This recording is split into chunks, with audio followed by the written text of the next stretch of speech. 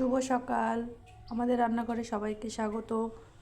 গুঁড়ো দিয়ে একটি ভিন্ন স্বাদের খাবার তৈরি করব। এখানে চালের গুঁড়ো নিয়ে নিয়েছি।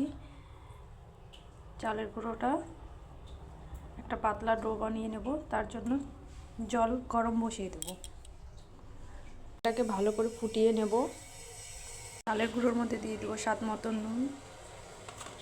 জলটাকে এখানে ফুটিয়ে নিয়েছি, এবার গুলিয়ে নেব। নুনটা আগে দিয়ে দিয়েছি। এখন দিয়ে দেবো একটু চিনি। অল্প অল্প করে জল দিয়ে ডোটা বানিয়ে নেব নরম করে।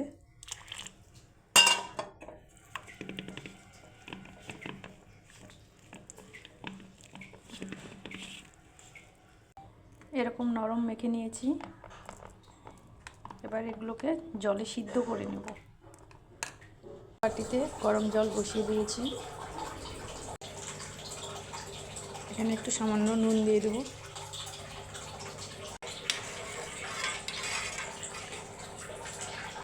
জলটা ভালো গরম হয়ে গেছে। এবার চালের গুঁড়ো মাখা বলের মতো করে ছেড়ে দেব। একে একে সবগুলোই বলের মতো করে ছেড়ে দেব। এখানে সবগুলো আমার একে একে সব ছাড়া হয়ে গেছে। ভালো করে সিদ্ধ করে নেব।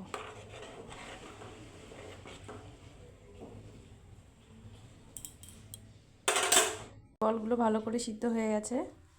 একটা কেটে দেখাচ্ছি কতটা সফট হয়েছে।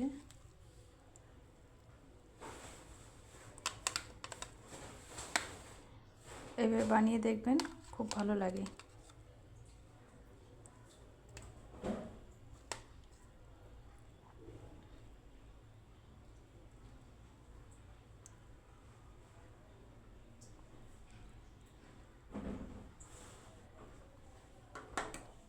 আপনাদের কেমন লাগলো অবশ্যই কমেন্টে জানাবেন। সঙ্গে লাইক সাবস্ক্রাইব করে দেবেন।